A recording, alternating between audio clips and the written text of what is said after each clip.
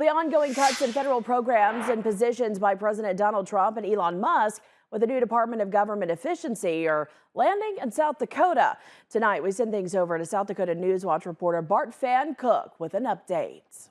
In its latest article, South Dakota News Watch compiled a series of reports on where cuts have been made and how people and populations have been or could be affected. Among other things, we found that some employees who landed their dream jobs in the federal government were terminated without any cause, including some who had recently received positive performance reviews.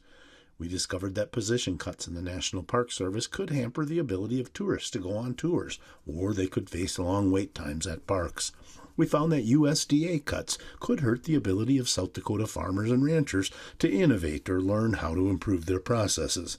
We found that tribal officials are worried about cuts that could affect the health and safety of Native Americans in South Dakota. So far, details about the cuts and which programs and people have been affected are hard to come by through official government sources, causing great uncertainty for employees and the people they serve. Also, despite claims of transparency by Trump and Musk, it's been nearly impossible to get clear information about what's been cut, what effects they might cause, and how much money is being saved. Some federal agency administrators have said that the cuts have not had a noticeable impact on public services so far.